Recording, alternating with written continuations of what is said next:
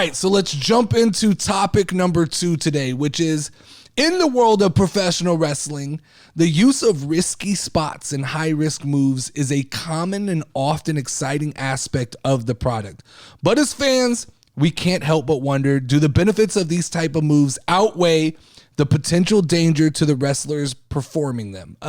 Last night on Dynamite, we witnessed the 6th installment of the highly anticipated Best of 7 series between the Elite and Death Triangle. As the matches in the series have progressed, we've seen an increase in the danger and the over-the-top spots that have left us fans on the edge of our seats.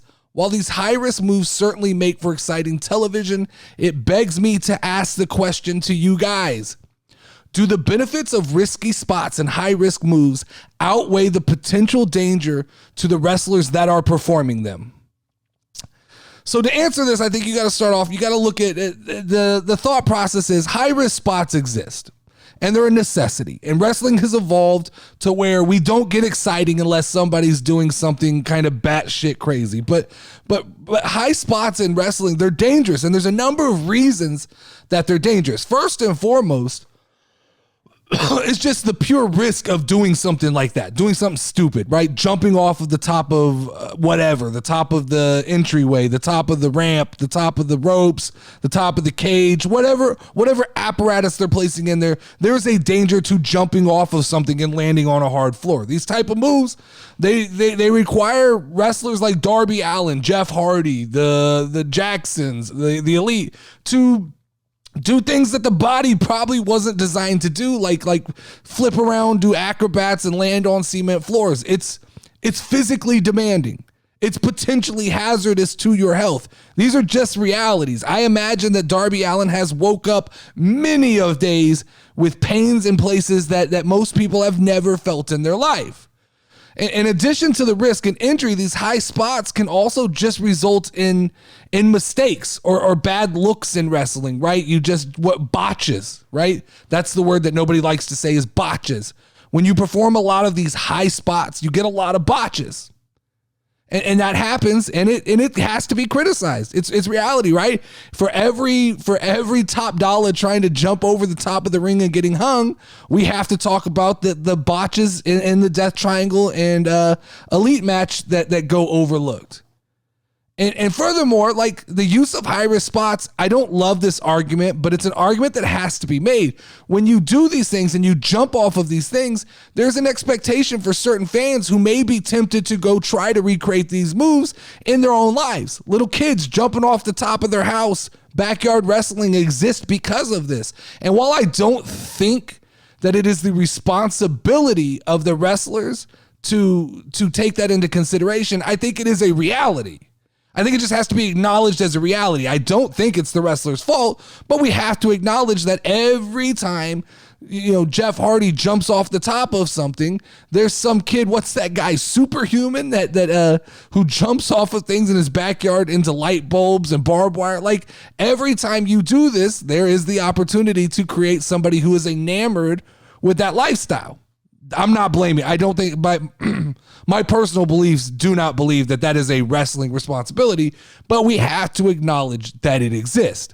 Now, some people might argue that wrestlers who rely too heavily on high-risk moves are not doing enough to advance the art of pro wrestling. That people like the Elite, instead of worrying about good storytelling, they've relied on going to a best of 7. Holy shit, I can do the most high spots of anybody in the world.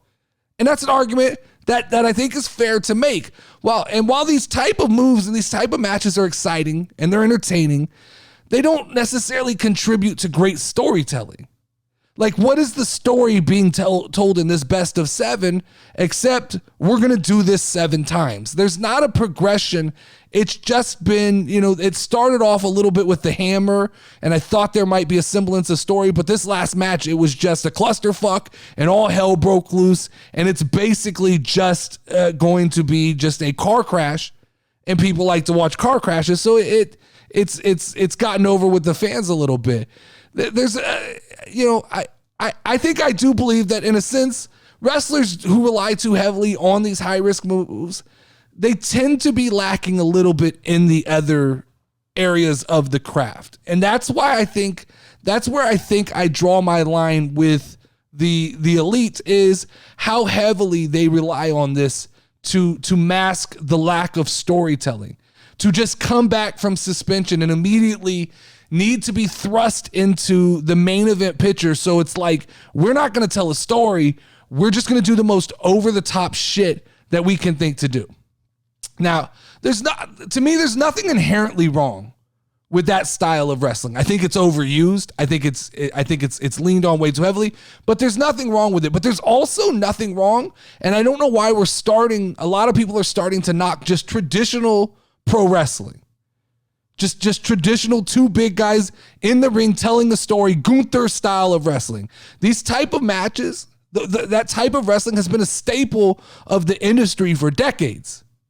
It's helped establish many traditions that continue to shape wrestling in WWE and AEW today. It's important to I get it. We have to recognize that wrestling is evolving, right? We have to recognize I fight against it, right? This idea that guys are getting smaller. We don't have as many big guys, and fans, IWC especially, are starting to like to see people who look like themselves and not gladiators. This is all happening. This is an evolution. That's an evolution in pretty much everything in life. But, it's important for promotions and wrestlers to find a style that works best for them and then not overuse that style. I think the elite would be more effective if we weren't doing this 7 times. If this best of 7 match wasn't 7 times of the same shit. I can't differentiate 1 from 6, and 7 will be the same. And at the end of the day, I don't know what it was all for, because it wasn't compelling storytelling. It was just, and it was fun. I'm not mad at the match. The match was fun to watch. As far as like watching a car crash is fun. When you see a car crash or you see something devastating, it's intriguing to look at. You don't like the results, you don't like the outcome, but at least for the time being, it holds your attention. But I think, I guess I think what bothers me the most is there's kind of a stunt double mentality, especially within AEW. And I would argue that the wrestlers who rely on these high-risk moves, they're more stuntman than they are professional wrestlers. They're not telling me compelling stories in the ring. It's a car crash. It's a dumpster fire. It's stunt double mentality. And it detracts, to me, from the integrity and the artistry of professional wrestling. And if that makes me sound a little snobby and IWC-ish, I get it. But I think I'm on the more casual end of that, because I'm saying, like, I enjoy, there is a reason, like, you guys, a lot of people talk shit when I go size matters, but it does matter. It matters because you can tell a compelling story. It is why that the David versus Goliath story works in WWE. It's why Rey Mysterio is able to fight against the big guys, is because when we continue to build on this foundation and this belief that these guys are gladiators and the big guys tend to win more than the small guys, it then makes, when we do the David versus Goliath, the Rey Mysterio versus the JBL, the Rey Mysterio versus the Undertaker, when we do those things, they seem more fresh and exciting. When we go out week after week after week after week, and 5'10", 180-pound guys are just flying around the ring, not telling a story, diving over the top ropes, Darby Allin's driving motorcycles over the roofs of buildings and putting all caution to the wind and just diving backwards in every match. I think, to me, that it does detract a little bit from what pro wrestling is to me. And maybe I'm just behind. Maybe I'm a dinosaur. Maybe I'm not evolving with the times, but that at least is an explanation of why I continue to say that I like old school big versus big pro wrestling. And when I say big versus big, it can be big personality. Kevin Owens is someone in my head who is big to me. He's big. He may not be big in stature, but he's big in personality, and that's enough to sell me on that.